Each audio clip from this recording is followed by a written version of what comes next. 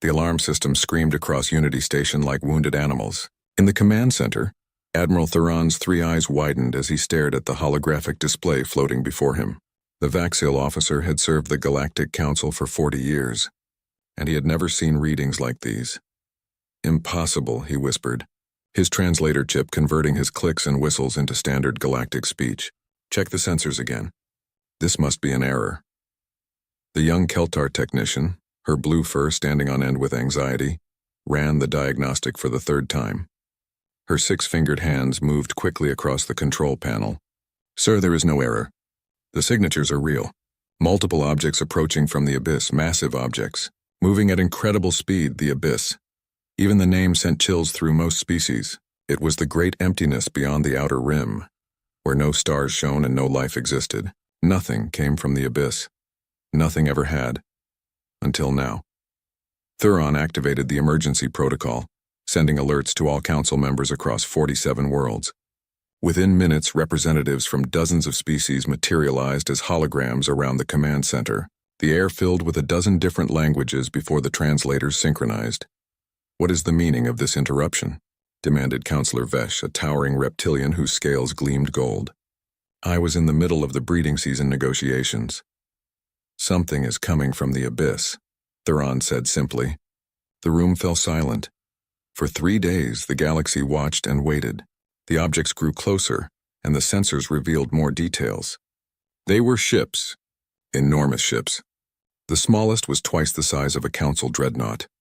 The largest defied classification entirely. Dr. Sarah Chen sat in her quarters aboard Unity Station, unable to sleep. As the human representative to the council, she should have been preparing diplomatic responses and reviewing first contact protocols. Instead, she stared at the data streaming across her tablet, her hands trembling. The ship designs were old, very old. They matched patterns from Earth's ancient databases, from a time before the Council, before humanity joined the galactic community, from a time when Earth's sun was dying and humanity screamed into the void, desperate and afraid. She had studied that era in university. Everyone had. The Genesis Exodus, they called it. 50 colony fleets launched into the unknown. Only 3 ever found habitable worlds. The rest vanished into history, presumed lost. Humanity learned to accept that millions of their ancestors died alone in the dark. But these ships matched Fleet Osiris, the Ghost Fleet, the largest military escort ever assembled. Sarah's door chimed. She opened it to find Ambassador Torvik, a small feline species known for their wisdom. His whiskers twitched with concern. "You have seen the data," he said. It was not a question. "They're human ships," Sarah replied, her voice barely a whisper. "From over 1,000,000 years ago." Torvik entered, his tail swishing nervously. "The Council is frightened, Sarah. Ships that survive 1,000,000 years in the abyss, what kind of technology would that require? What kind of weapons?" "I don't know," she admitted. "We have no records of what Fleet Osiris carried. The archives from that era were mostly destroyed when Old Earth was evacuated. The Council will want answers. They will want assurances that these ancient humans pose no threat." Torvik placed a small paw on her arm. "Can you give them those assurances?" Sarah looked at him, then back at the data. "How can I? I don't know what they've become out there."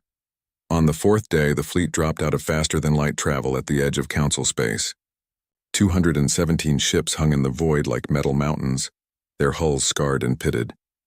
Strange symbols covered their armor, and energy readings pulsed from weapons ports that glowed with eerie light. The largest ship, a carrier the size of a small moon, broadcast on ancient Earth frequencies.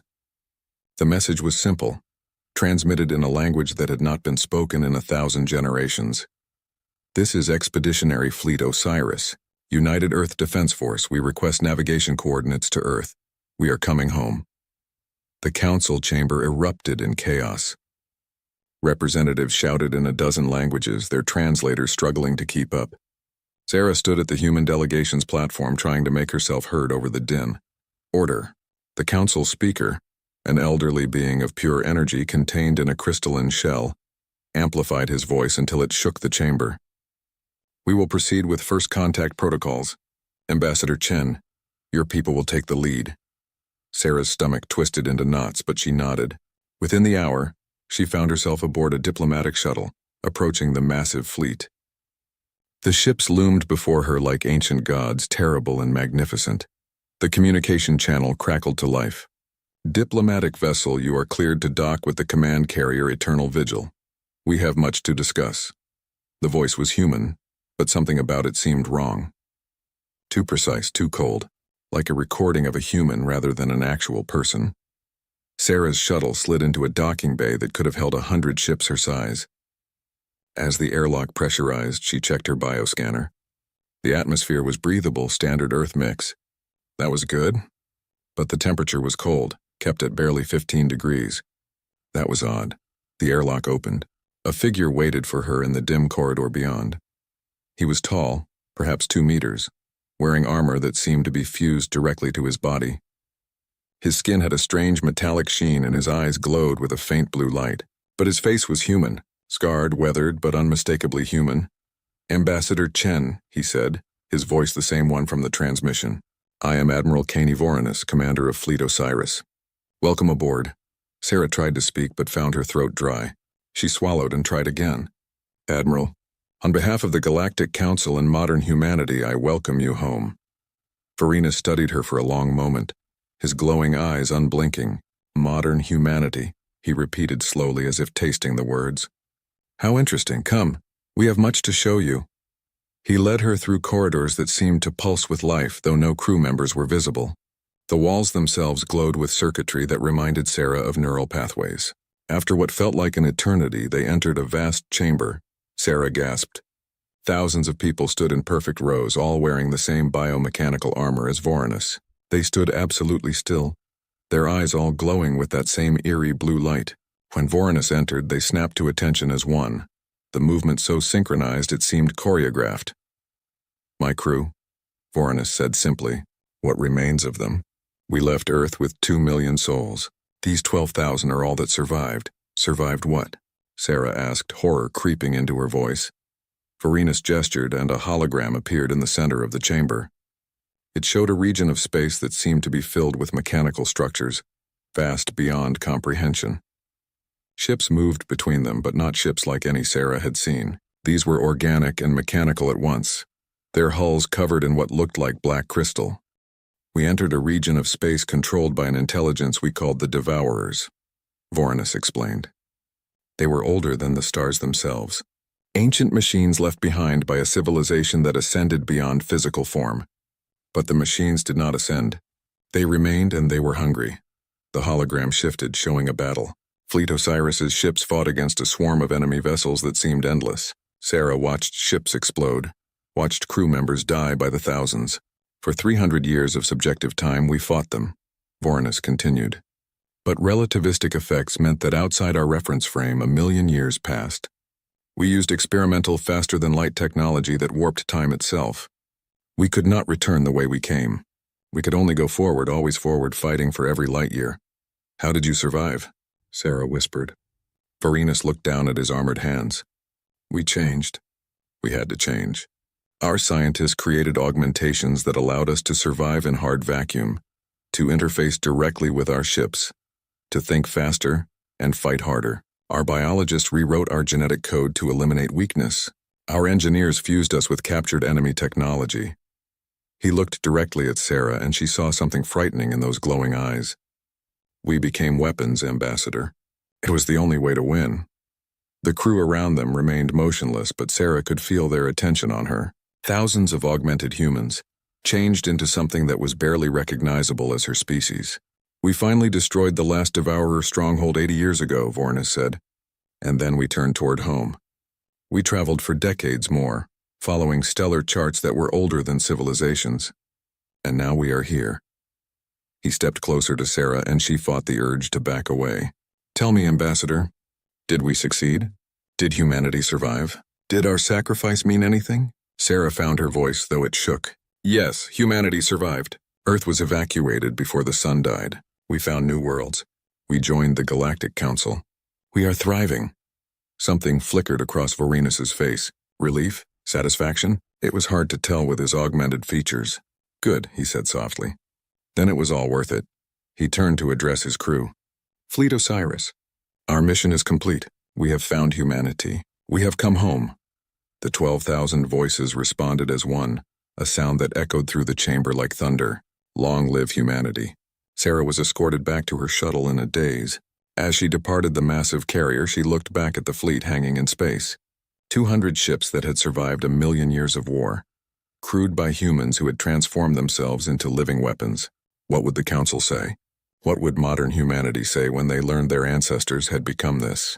But more importantly, what did Fleet Osiris want now? They had completed their mission. They had found home. But these were warriors who had known nothing but war for centuries.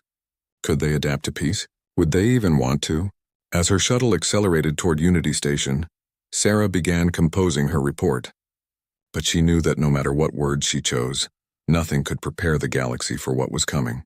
Fleet Osiris had returned, and the universe would never be the same. The council chamber had never been so crowded. Representatives from all 47 member species packed the space, their holographic projections overlapping in some places. The air hummed with tension and a dozen different breathing patterns. Sarah stood at the human delegation platform, exhausted. She had not slept in 2 days, spending every hour reviewing ancient records and preparing her report. Around her, the human delegation looked equally worried. They were scientists, diplomats, artists. None of them were warriors. None of them knew how to deal with what Fleet Osiris represented. The facts are clear, Counselor Vesh declared, his reptilian voice sharp. These ancient humans possess technology beyond our understanding. Their ships alone could devastate entire fleets. We must consider them a potential threat. Murmurs of agreement rippled through the chamber. Sarah felt anger rising in her chest, but Ambassador Torvik placed a calming paw on her arm before she could speak. "Let us not be hasty," Torvik said, his feline voice carrying surprising authority. These humans traveled through hell itself to return home. They believed they were protecting their species. "Should we punish them for their sacrifice?" "No one speaks of punishment," interjected Counselor Mira, a crystalline being whose voice chimed like bells. "But we must understand what we are dealing with. Ambassador Chen, you spoke with their commander. What is your assessment?" All eyes turned to Sarah. She took a deep breath, choosing her words carefully. "Admiral Vorenus and his crew are traumatized.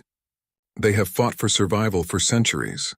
They have changed themselves in ways we cannot fully understand, but they are still human, and they came home because they never forgot what they were fighting for." "Pretty words," Vesh hissed. "But what do they want? Why bring a military fleet to council space? Why not simply send a message?" Sarah had no answer to that. The truth was, she did not know what Fleet Osiris truly wanted, and that terrified her. The council speaker raised his crystalline arms, calling for silence. "We will investigate these claims thoroughly. All ancient Earth records will be reviewed. Until we understand the full situation, Fleet Osiris will remain at the border. They will be provided supplies but will not enter council space proper." Sarah wanted to protest, but she knew it was the best outcome she could hope for. At least the council was not voting for immediate military action. As the session ended, Sarah made her way to the historical archives. The ancient Earth databases were stored in the deepest levels of Unity Station, preserved in quantum storage that could last millions of years. Few people ever accessed them. The past was past, and most species preferred to look forward. But now the past had returned, and it demanded answers. Dr. Marcus Webb was waiting for her in the archive chamber. The elderly historian was one of the few humans who specialized in pre-council history. His gray beard was unkempt and his eyes were red from lack of sleep. "You found something," Sarah said. It was not a question. Marcus nodded, gesturing to the holographic displays floating around him. "I found everything. And Sarah, it is worse than we thought." He activated a file marked with the highest security clearance. Sarah recognized the seal of the old Earth government from the era of the dying sun. The Genesis Exodus was not just about survival, Marcus began, his voice heavy. It was about preserving humanity in all its forms. The council fleets carried colonists and scientists. The industrial fleets carried engineers and builders. But Fleet Osiris carried something different. The hologram showed soldiers, thousands of them, training in massive facilities. They were testing weapons, studying combat tactics, undergoing genetic modifications even then. Fleet Osiris was not just an escort, Marcus continued. It was an invasion force. The old Earth government knew that any aliens humanity encountered might be hostile, So they created a fleet designed to conquer, to dominate, to destroy if necessary. Sarah felt sick. They sent soldiers into the unknown expecting war. They sent the best soldiers humanity had ever created, Marcus corrected. Enhanced, trained, equipped with weapons that pushed the boundaries of physics. The fleet carried experimental technology that even modern science cannot fully replicate. He pulled up another file, this one showing technical specifications. Sarah recognized some of it from her visit to the Eternal Vigil. Void drives, they called them. They could theoretically achieve faster than light speeds that warped space and time. But the calculations showed massive temporal dilation effects. The crews would experience months or years while centuries passed outside. So when Vorenus said they fought for 300 years, but a million years passed, Sarah trailed off. He was telling the truth, Marcus finished. They launched into the abyss expecting a 10-year journey. They emerged a million years later, having lived 3 centuries of subjective time, and every moment of those 3 centuries was war. Sarah sank into a chair, her mind reeling. What else did you find? Marcus hesitated, then activated another file. This one showed star charts and sensor readings. This is the region where Fleet Osiris was supposed to search for habitable worlds.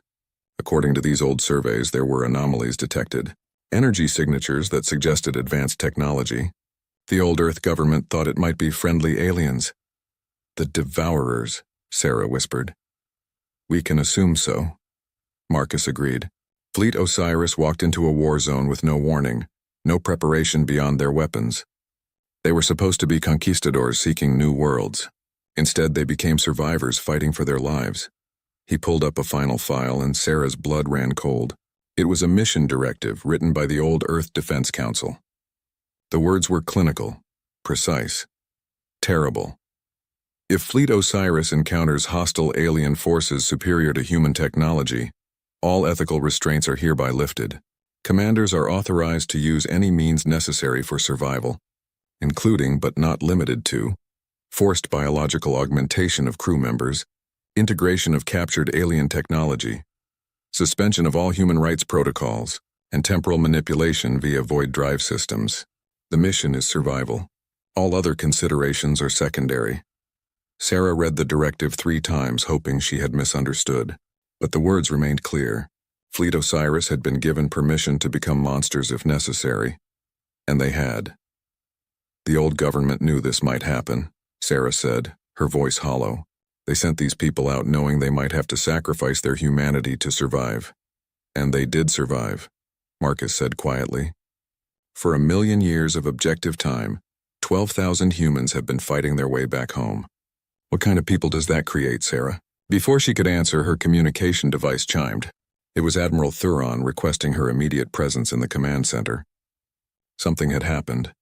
Sarah ran through the corridors of Unity Station, Marcus struggling to keep up behind her. When they burst into the command center, they found it in chaos. Every screen showed the same thing. Fleet Osiris was moving. They are not attacking, Thuron said quickly, seeing Sarah's expression. But they are not staying at the border either. They are spreading out, sending scout ships to survey nearby systems. Did they ask permission? Sarah demanded. No, they simply informed us they were conducting reconnaissance. Admiral Vorenus said it was standard military procedure after arriving in unknown territory. Sarah pulled up a communication channel. Get me Admiral Vorenus, now! The hologram appeared within seconds.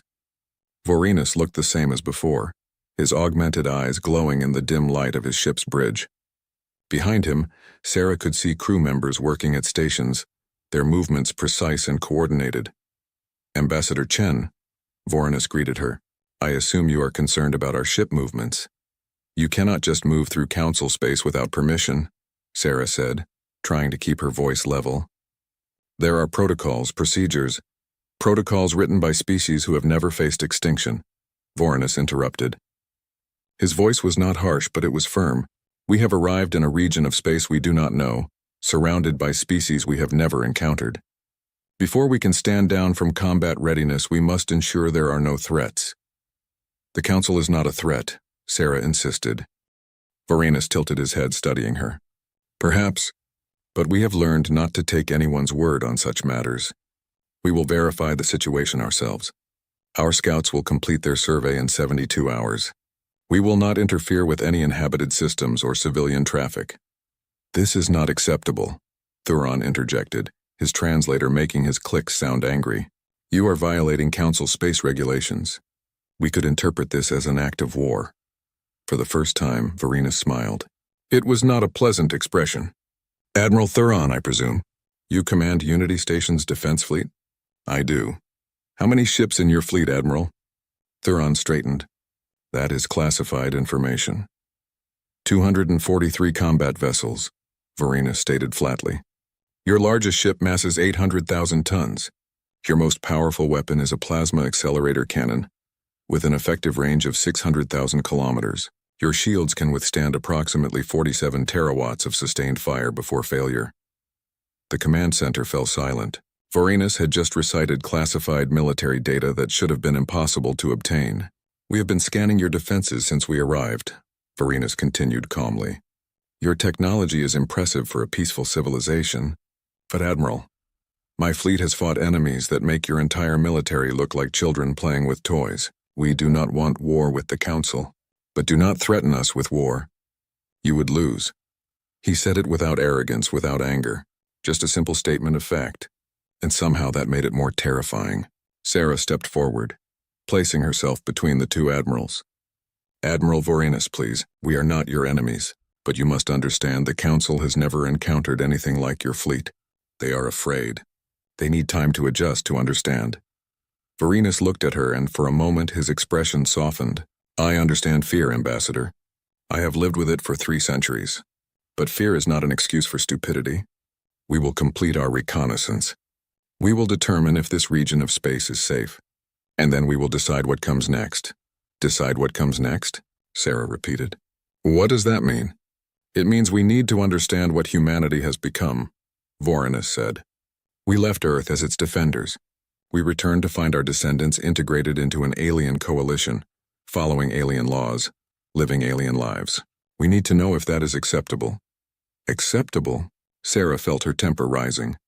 "You do not get to judge us. We survived. We thrived. We built something beautiful here." "Did you?" Vorenus asked. "Or did you simply surrender your independence for the illusion of security?" Before Sarah could respond, Vorenus cut the connection. His hologram vanished, leaving the command center in stunned silence. Marcus placed a hand on Sarah's shoulder. "There is something else you need to see," he said quietly. "Something I found in the archives that you are not going to like." They returned to the historical database, and Marcus pulled up a series of files marked with Council seals. "Recent files, not ancient ones. These are Council intelligence reports," Marcus explained. "From the first decades after humanity joined the Council. Sarah, the Council has been manipulating us, deliberately keeping us weak. The files showed meeting minutes, secret directives, psychological profiles. Sarah read them with growing horror. The Council had identified humanity as a potential threat from first contact. Humans bred quickly, adapted easily, and showed remarkable aggression when threatened. So the Council implemented a long-term strategy. They encouraged human integration into galactic society. They promoted human artists and scientists while quietly discouraging military development.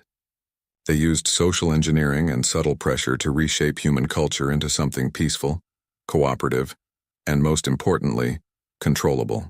It had taken 4 centuries, but it had worked. Modern humanity was exactly what the Council wanted. Smart enough to be useful, peaceful enough to be harmless. "They made us weak on purpose," Sarah whispered.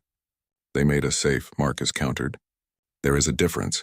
"But Sarah, if Admiral Vorenus discovers this—" Sarah did not need him to finish. Fleet Osiris had fought for 1,000,000 years to protect humanity. If they learned their descendants had been deliberately neutered by alien manipulation, there would be war. And the Council would lose. Sarah looked at the data one more time, then made a decision. "Delete these files. Encrypt them. Lock them behind security that even I cannot access." "Sarah, do it," she ordered. "Vorenus cannot know. Not yet. Not until we find a way to bridge this gap between ancient and modern humanity. If he learns the truth now, millions will die." Marcus hesitated, then nodded. His fingers moved across the controls and the files vanished into encrypted storage. But Sarah knew the truth would come out eventually. It always did. And when it did, the galaxy would burn. The integration zones were supposed to be neutral ground. 3 asteroid stations had been converted into meeting places where crew members from Fleet Osiris could interact with the wider galaxy under controlled conditions. The Council hoped that contact with modern civilization would help the ancient warriors adjust to peaceful life. It was a disaster from the beginning. Sarah watched the security footage with growing dread.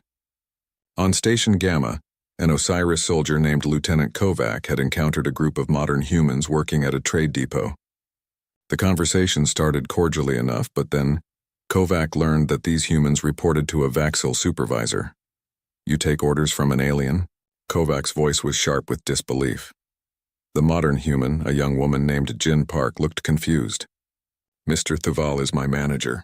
It is normal workplace hierarchy. You are a human. You should not be taking orders from anything that is not human." Jin's expression hardened. "That is racist. The Council is built on equality between species." Kovac stepped closer, and even through the camera, Sarah could see the predatory grace in his movements. "Equality? You are biologically superior to most species in this station. You are faster, stronger, more adaptable. Yet you accept subordinate positions? Your ancestors would be ashamed." Security had to intervene before the situation escalated. Kovac left peacefully, but the damage was done. Within hours, the incident was all over the galactic news networks. Ancient human soldier promotes species supremacy. Modern humans denounce ancestors' beliefs. The Council fears extremist ideology, but that was just one incident among hundreds. On Station Alpha, Osiris crew members witnessed a human family celebrating their daughter's bonding ceremony with a Keltar partner. The sight of human-alien interbreeding sent several Osiris soldiers into a rage. They did not attack, but they made their disgust clear. The family left in tears, and the story spread across every human colony. On Station Beta, an Osiris engineer gave an impromptu demonstration of hand-to-hand combat techniques. Within days, young humans from nearby colonies arrived, begging to be taught. The Council tried to shut down these training sessions, but they moved underground. Held in cargo bays and abandoned facilities, Sarah found herself in emergency meetings every day, trying to control the damage. But the truth was simple and terrifying. Fleet Osiris represented something that modern humanity had forgotten. They represented strength, pride, the idea that humans did not have to apologize for existing, and many young humans found that message intoxicating. "We are losing control of the narrative," Ambassador Torvik said during one late-night meeting. His whiskers drooped with exhaustion. "Every day more humans express sympathy for Osiris positions. They are calling themselves inheritors now, claiming they want to inherit the strength of their ancestors." Sarah rubbed her temples, feeling a headache building. The Council is making it worse by trying to censor them. It just makes Osiris look like victims of oppression. "They are victims," said Marcus Webb, who had become Sarah's unofficial advisor on all things related to Fleet Osiris. "Victims of time, of war, of everything they endured. But that does not make them right. Does it make them wrong?" Sarah asked quietly. The room fell silent. It was the question no one wanted to address. Were the Osiris soldiers wrong to be proud of their humanity? Were they wrong to question why modern humans seem so passive, so willing to follow alien leadership? The answer was complicated, and complications were dangerous. A message alert interrupted the uncomfortable silence. Sarah's face went pale as she read it. "Admiral Vorenus is requesting a private meeting." "On Earth? Absolutely not," Counselor Vesh declared when Sarah brought the request to the full council. "We cannot allow him to visit Earth. The symbolism alone would be catastrophic." "He has the right to see his homeworld," Sarah argued. "His fleet fought for 1,000,000 years to return home. Are we going to deny them even that?" "Earth is not his home," Vesh countered. "His home was destroyed by the expanding sun 1,000,000 years ago. Modern Earth is a different world, built by different humans. He has no claim to it." "He is still human," Sarah said, her voice rising. "And I am still the human representative. I am authorizing the meeting." The council erupted in argument, but Sarah had the authority. 24 hours later, she found herself standing in a meadow on Earth, watching a shuttle descend from orbit. Admiral Vorenus emerged alone, without guards or weapons. For the first time, Sarah saw him out of his armor. He wore a simple uniform. Though the metallic sheen of his augmented skin was still visible, he stood in the grass looking around with an expression of wonder. "Trees," he said softly. "Real trees. I had forgotten what they looked like." Sarah gave him space, watching as he walked through the meadow. He touched leaves, smelled flowers, knelt to feel the soil between his fingers. When he looked up at the sky, she saw tears running down his face. "We made it," he whispered. "After everything, we made it home." They walked in silence for a while, following a path through the forest. Eventually, they reached a cliff overlooking the ocean. Vorenus stood at the edge, watching waves crash against rocks far below. "This is not the Earth I remember," he finally said. "My Earth was dying. The sun was expanding, the oceans were boiling away. We evacuated billions, but there was not enough time, not enough ships. I remember watching children being left behind because there was no room. I remember their screaming, his hands clenched into fists. That is why we accepted the mission. That is why we volunteered to become what we became, because someone had to go out there and find safety for humanity no matter the cost." "You did find it," Sarah said gently. "Look around. Humanity is safe. We are thriving. Your mission succeeded. Did it?" Vorenus turned to face her, his augmented eyes glowing. "I see humans who have forgotten what it means to be human.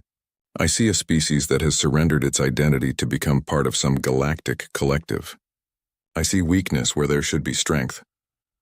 You see peace where there used to be war," Sarah corrected. "You see cooperation where there used to be conflict. Is that really so terrible?" "It is terrible if it means humanity cannot defend itself," Vorenus said. "What happens when the Council fails?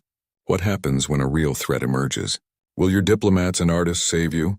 The Council has maintained peace for over 3,000 years, Sarah argued. "We have not faced a major war in 3,000 years is nothing," Vorenus interrupted. "The Devourers existed for millions of years before we destroyed them.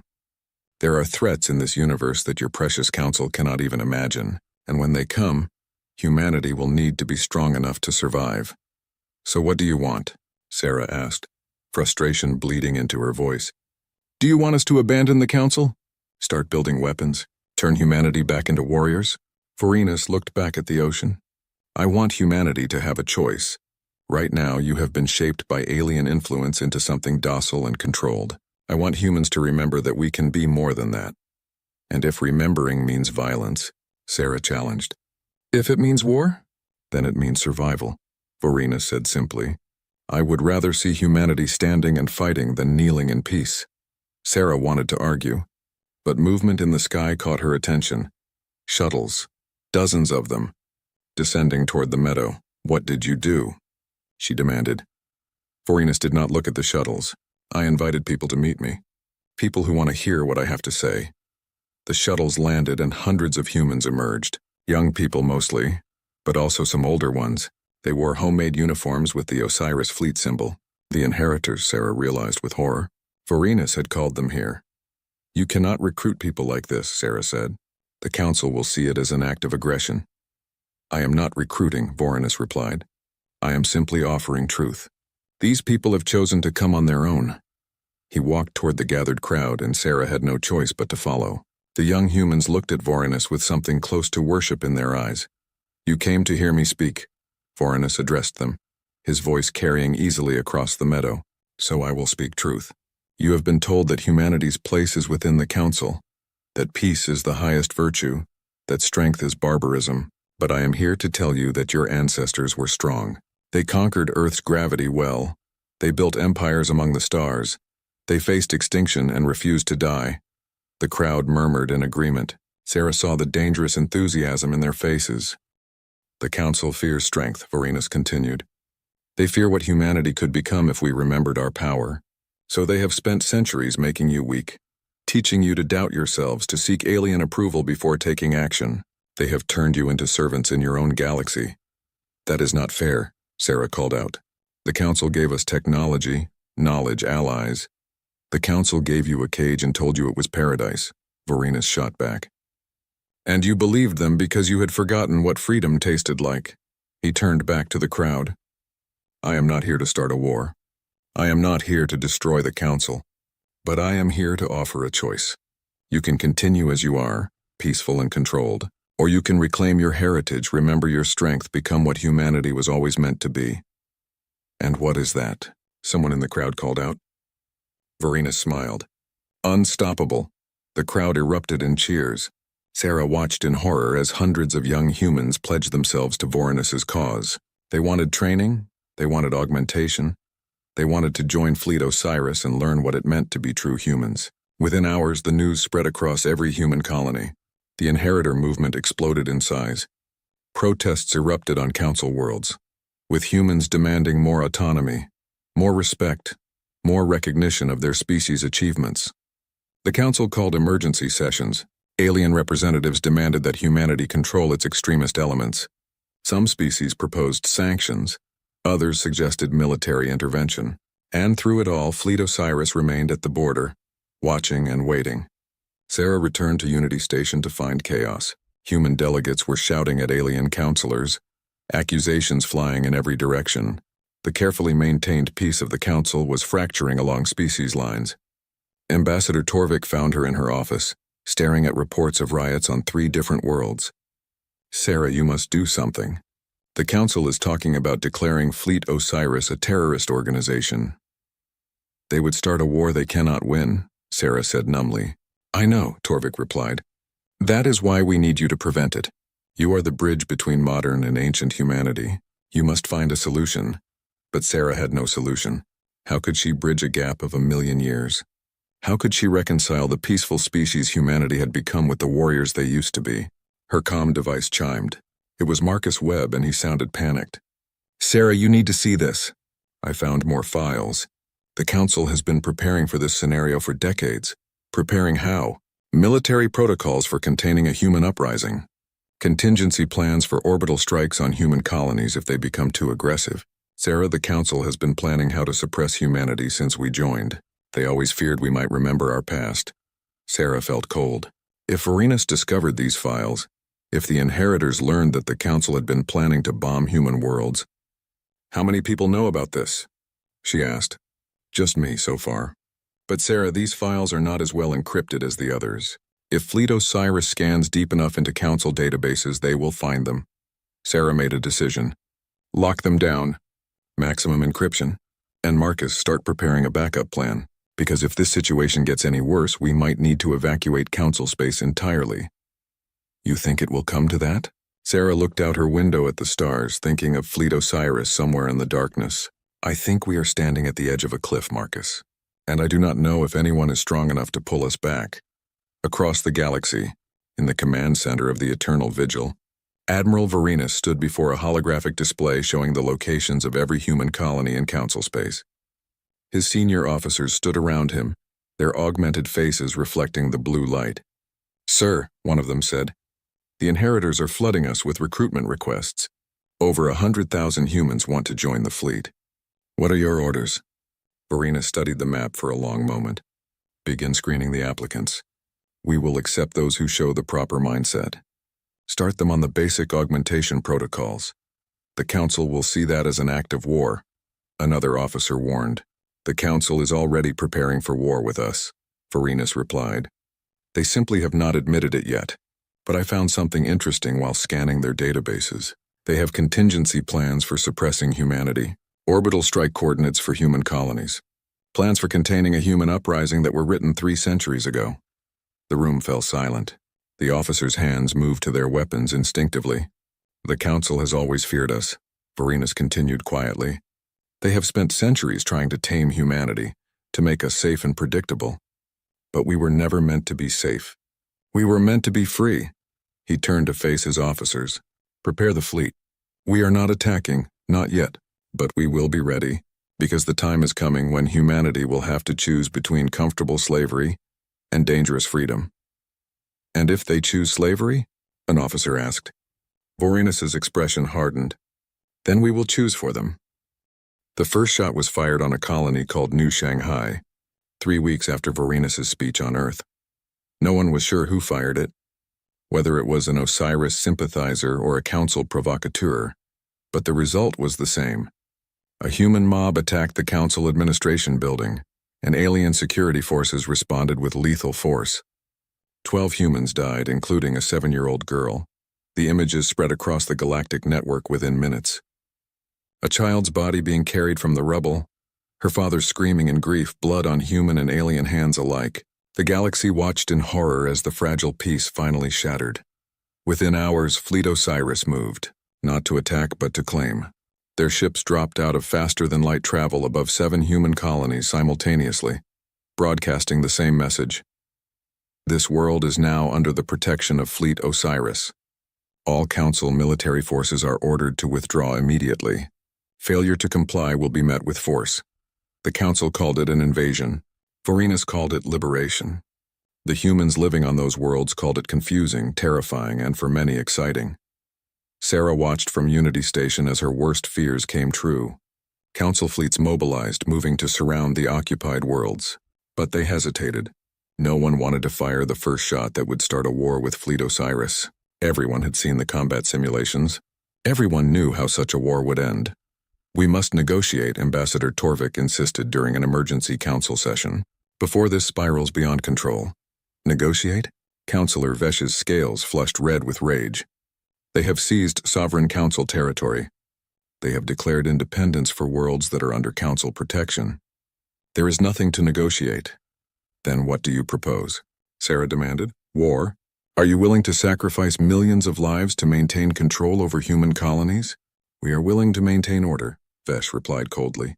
If humanity cannot control its extremist elements, the council will do it for them. The threat was clear, and it sent chills through every human representative in the chamber. This was exactly what Marcus had found in those encrypted files. The council had always been prepared to put humanity down if they became too troublesome. Sarah stood, her voice shaking with barely controlled fury. Is that what this has always been about? Keeping humanity weak enough that you could destroy us if necessary? The chamber fell silent.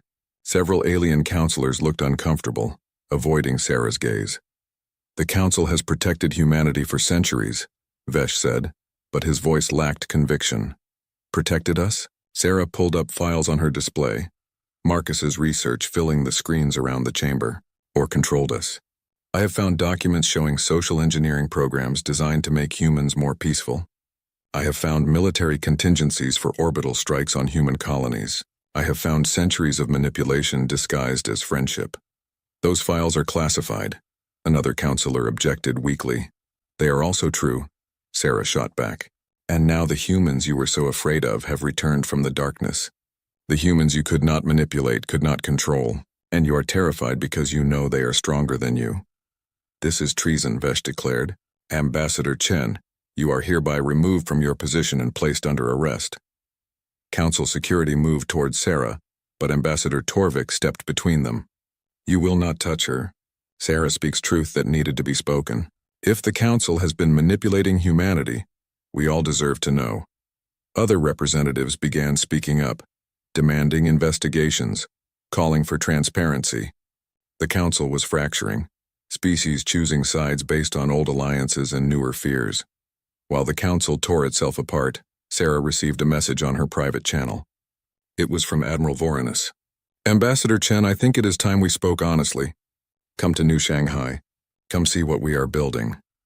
Sarah knew it was dangerous, possibly even suicidal. The council would see it as collusion with the enemy. But she had run out of options. Someone had to try to prevent total war. She took a shuttle to New Shanghai without authorization, leaving Unity Station in chaos behind her. As she approached the colony, she saw Osiris warships in orbit, their weapons tracking every vessel that came near. But they let her through and she landed in the capital city. The transformation was already visible. Osiris soldiers walked the streets alongside local humans, their augmented forms intimidating but not threatening.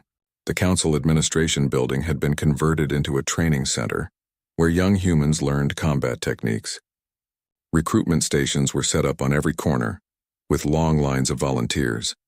Admiral Vorenus met her in what had been the governor's office.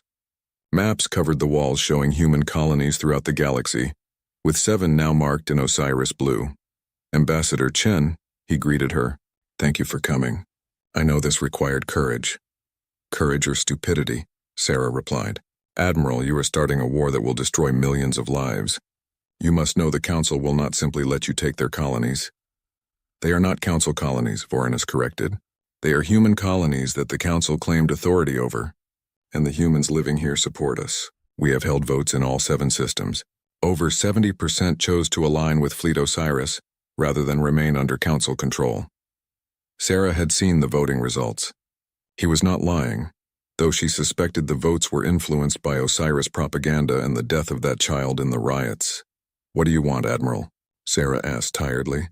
"What is your endgame?" Vorenus gestured to the maps. "I want humanity to be free. Not free to do whatever the Council permits, but truly free to determine our own destiny. These 7 colonies are just the beginning. More will follow. Eventually, humanity will have to choose between remaining with the Council or forging our own path. A path built on military might," Sarah said. "A path that returns us to being warriors and conquerors." "If necessary," Vorenus agreed. "But not because we want war. Because we refuse to be controlled by fear of war. The Council kept you weak because they were afraid of what you might become. I am giving humans the choice to become strong again." "And the humans who do not want that choice?" Sarah challenged. "What about the humans who are happy with the peace we built?" "They are welcome to keep their peace," Vorenus said. "But they will keep it in Council space, not in human space. The galaxy is large enough for both versions of humanity." Sarah saw the trap in his logic. "You are dividing humanity, creating a schism that might never heal." "Humanity was already divided," Vorenus replied, "between those who remember what we are capable of and those who have forgotten. I am simply making that division visible." Before Sarah could respond, alarms began blaring. Vorenus's expression darkened as he pulled up a tactical display. Sarah's heart sank as she saw what the sensors were showing. The Council had made its move.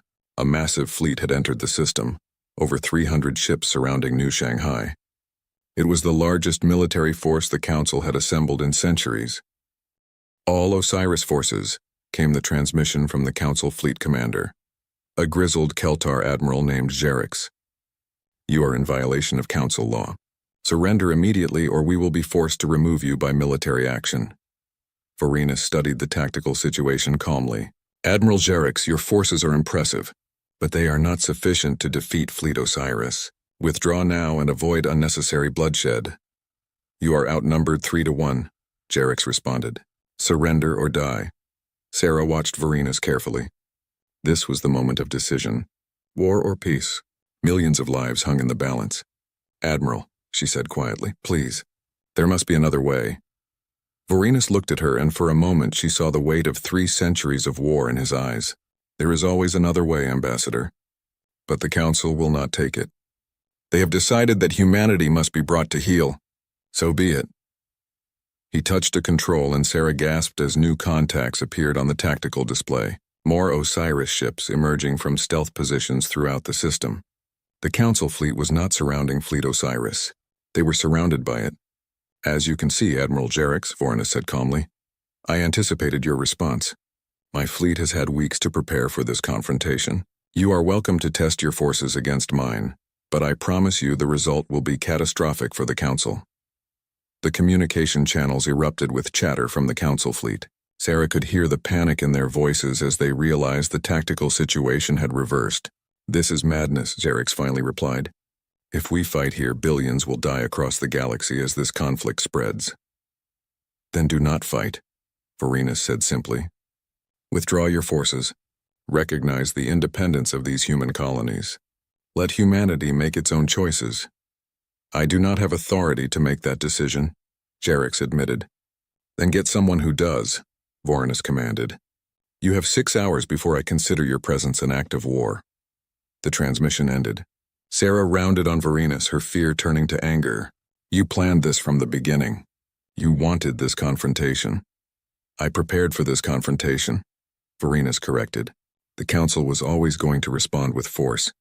I simply made sure that force would not be enough. Now they must negotiate. Or they will call your bluff," Sarah said. "What happens if they attack anyway?" Vorenus's expression became cold. "It is not a bluff, Ambassador. If they attack, I will destroy their fleet, and then I will move on the Council homeworlds, and I will keep moving until the Council agrees to let humanity go." Sarah felt sick. This was genocide he was threatening, the destruction of entire civilizations. The ancient humans I read about, the ones who launched into the darkness to save their species, they would never have done this. They were heroes, not monsters. "Heroes become monsters when the situation demands it," Vorenus said quietly. "That is the lesson of war, Ambassador. That is what 3 centuries of fighting the Devourers taught me. Sometimes you must be willing to become the very thing you fight against to ensure survival." Then you are no better than the devourers, Sarah accused. Vorenus did not flinch. Perhaps not. But I am alive. My crew is alive. Humanity is alive. Sometimes that is all that matters. The 6 hours passed in terrible tension. Sarah tried desperately to reach the council to find some compromise, but no one would listen. The council was divided between those who wanted to attack immediately and those who wanted to negotiate. The paralysis of democracy at its worst. With 1 hour remaining, a new transmission arrived. Not from Admiral Xerix, but from Unity Station itself. It was the council speaker, the being of pure energy that led the entire galactic government. Admiral Vorenus, the speaker's voice chimed like crystals. The council has considered your demands. We cannot accept them. To do so would be to admit that military force determines law. That might makes right. We cannot build a civilization on such principles. You already have, Vorenus replied. You built it on the principle that the council's military might keeps order. I am simply showing you that your might is not sufficient to control humanity. If we give in to you, every species in the council will demand similar independence, the speaker said. The coalition will collapse. Thousands of years of peace will end. Maybe it is time for it to end, Vorenus said. Maybe a peace built on control and fear is not worth preserving. The speaker was silent for a long moment. Very well. You leave us no choice. The council fleets will attack in 1 hour. May whatever gods exist have mercy on us all. Sarah felt her world collapsing. This was it. War. Real war. On a scale the galaxy had not seen in millennia. But before the hour expired, something unexpected happened. Another fleet arrived. But this was not a council fleet. It was human. Modern human. Civilian ships, cargo vessels, passenger transports, thousands of them, forming a wall between the council fleet and the Osiris forces. A transmission came from the lead ship. Sarah recognized the voice immediately. It was Marcus Webb. This is Professor Marcus Webb speaking for the Human Peace Fleet. We are unarmed civilians. We have placed ourselves between the Council and Fleet Osiris. If you want to start this war, you will have to go through us first. Sarah pulled up the manifest. There were over 10,000 ships carrying millions of modern humans who had rushed to New Shanghai to prevent bloodshed. We do not support Fleet Osiris's methods, Marcus continued. But we do not support the Council's manipulation either. Humanity deserves truth, freedom, and the right to determine our own future. We call on both sides to stand down and negotiate in good faith.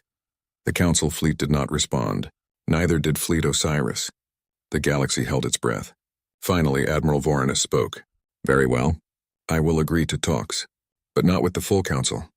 I will speak only with human representatives. Let humanity decide its own fate. The speaker chimed in response. Agreed. A summit will be convened on Earth. All parties will attend. But the blockade remains until an agreement is reached. The immediate crisis passed, but everyone knew this was just a pause. The real battle was about to begin, not with weapons, but with words. And Sarah knew that what was decided in the coming days would determine humanity's future for generations to come. Earth had never seen such a gathering. The summit took place in Geneva, in an ancient building that had once housed the United Nations before humanity reached the stars. Representatives from every human colony attended, along with observers from the Council. But the real tension was between three groups: modern humans who supported the Council, the inheritors who followed Fleet Osiris, and those who sought a middle path. Admiral Vorenus arrived without his armor, a gesture of goodwill that fooled no one. His augmented body was weapon enough, and everyone knew it.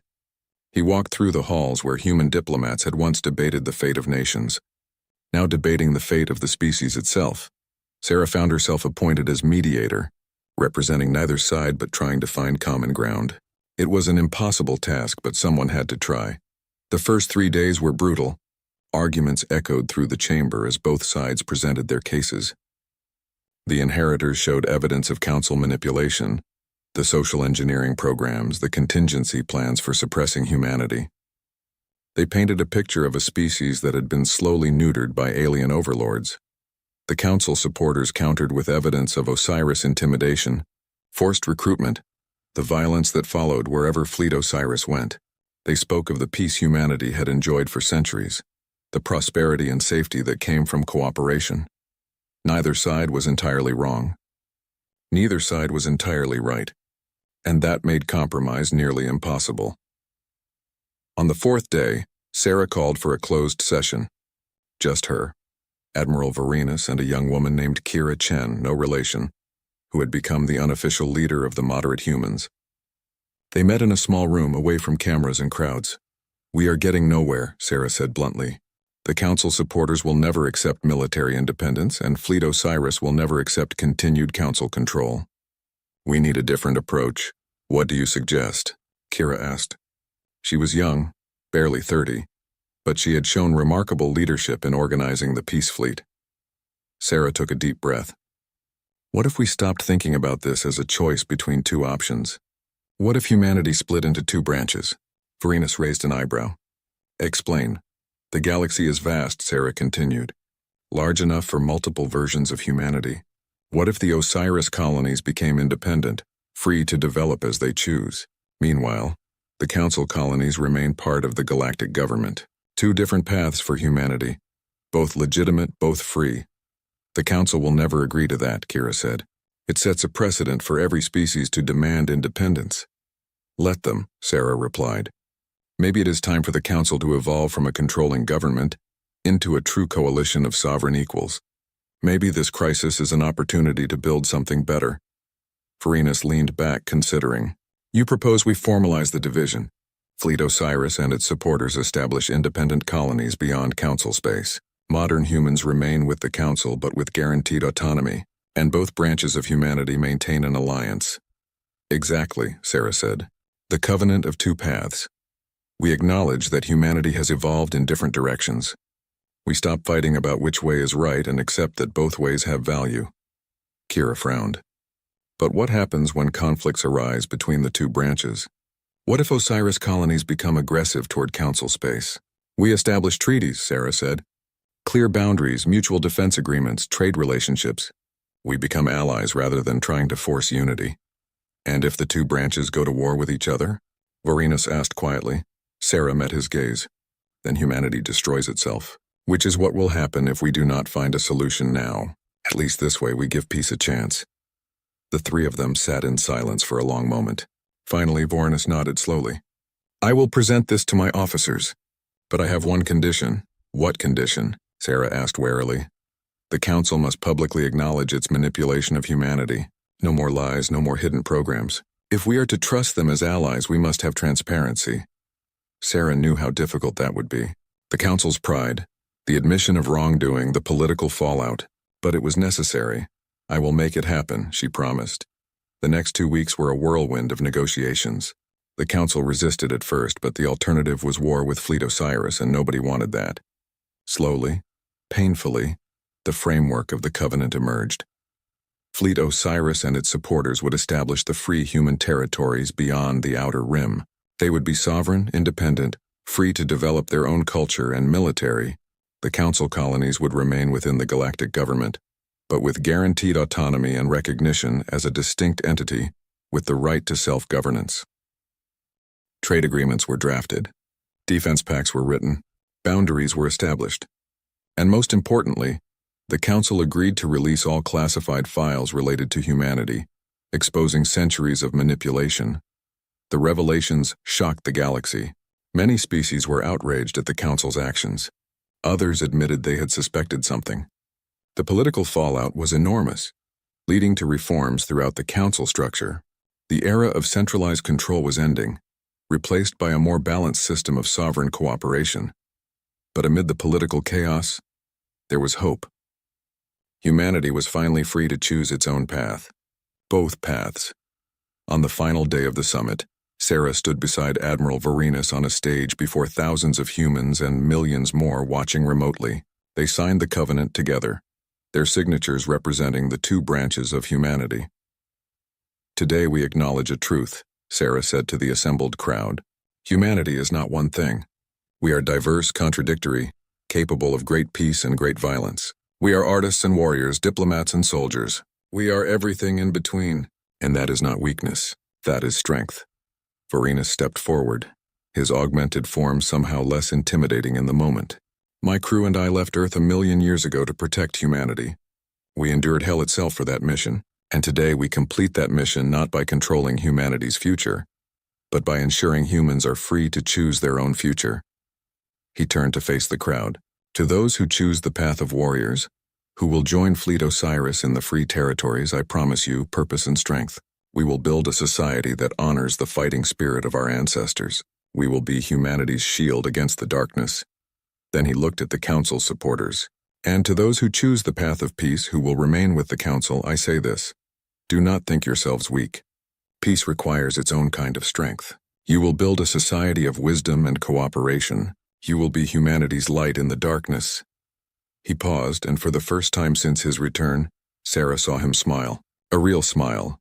Not the cold expression of a warrior, but the warm look of a man who had finally found what he was searching for. Both paths are necessary, Vorenus concluded. Both are valid. And together we are stronger than either could be alone. This is the covenant of two paths. This is humanity finally free. The crowd erupted in applause. Not everyone was happy with the compromise, but most recognized it as the best option available. The alternative had been war, division, the possible destruction of everything humanity had built. As the ceremony concluded, Ambassador Torvik approached Sarah. His whiskers twitched with emotion. "You did it," the small feline said. "You found a solution that no one thought possible." Sarah shook her head. "Not just me, all of us. Humans who were willing to compromise, aliens who were willing to admit mistakes. This only works if everyone commits to making it work." "Will it work?" Torvik asked. "Can two such different versions of humanity really coexist?" "I do not know," Sarah admitted. "But we have to try, because the alternative is unthinkable." Over the following months, the covenant took shape.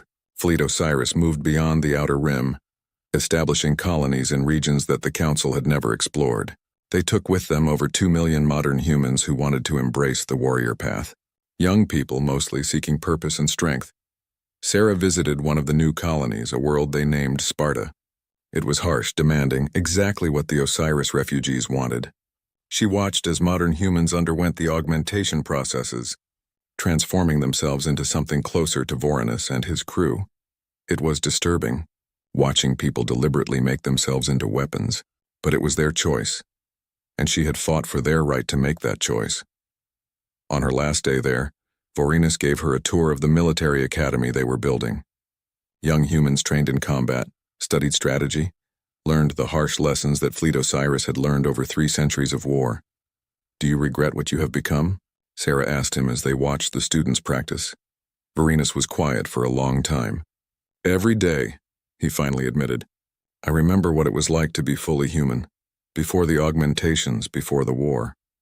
I remember laughing without purpose, sleeping without nightmares, touching someone without calculating threat levels." He turned to look at her. "But I do not regret the choice. We did what was necessary, and now because we did, humanity has options. Young people like these students can choose to become warriors, or they can choose peace. Both choices are valid because we paid the price for freedom." Sarah wanted to argue, to say there must have been another way, but she had seen what the Devourers had done to the regions of Space Fleet Osiris had crossed. She had seen the dead civilizations, the consumed worlds. Perhaps there really had been no other way. "There is something else you need to know," Vorenus said quietly. "Something I have not told the Council or even most of my crew." He pulled up a star chart showing the region beyond the free territories. In the darkness beyond, strange energy signatures pulsed. "The Devourers are not extinct," Vorenus said. "We destroyed their forward forces, their active installations. But their core intelligence survived. It retreated deeper into the void, where our sensors could barely detect it. And it is rebuilding." Sarah felt cold. "How long do we have?" 10,000 years, maybe more," Vorenus replied. "Time enough for civilizations to rise and fall. But they are coming, Sarah. Eventually they will reach Council space, and when they do, the galaxy will face a threat unlike anything it has ever known." "Why are you telling me this?" Sarah asked. "Because humanity needs to be ready," Vorenus said. "Both branches of humanity. The Council needs to know that peace is temporary, that threats exist beyond their borders, and Fleet Osiris needs a purpose beyond simple independence. We will guard the outer darkness. We will watch for the Devourer's return, and we will buy the galaxy time." He looked back at the training students. "These young warriors will be humanity's shield when the darkness comes again. But they will need the Council's wisdom, technology, and resources to succeed." The two branches of humanity must work together when that day arrives. Sarah understood now. The covenant was not just about ending a crisis. It was about preparing for a future threat that most of the galaxy did not even know existed. The Council will not believe you without proof, she said. Then we will provide proof when the time is right, Vorenus replied. For now it is enough that we know, that we prepare, that we ensure humanity in all its forms is strong enough to survive what is coming. Sarah returned to Council space with a heavy heart. She did not tell anyone about the Devourers, not yet. The galaxy needed time to adjust to the current changes before facing another existential threat. But she began preparing. Quietly, carefully, she built relationships between Council researchers and Osiris scientists. She encouraged military exchanges, cultural programs, anything that would keep the two branches of humanity connected. Because Vorenus was right. When the darkness came again, humanity would need both paths. They would need the warriors who could fight, and the diplomats who could unite the galaxy. They would need the weapons of Fleet Osiris and the wisdom of the Council. Years passed. The Covenant held, though tensions remained. Some humans were angry about the division, claiming it weakened the species. Others celebrated it, saying it allowed humanity to explore its full potential. The Council reformed itself, becoming less centralized, more respectful of species autonomy. Other species began demanding similar arrangements, and slowly, the galactic government evolved into something better. Not perfect, but more just. Fleet Osiris established 12 colonies in the free territories, building a society based on strength, discipline, and martial excellence. They were not the monsters that some had feared. They were simply humans who chose a different path, who valued different things, and on the boundary between the two territories monuments were erected. Statues of Admiral Vorenus standing beside Ambassador Chen, representing the two paths of humanity.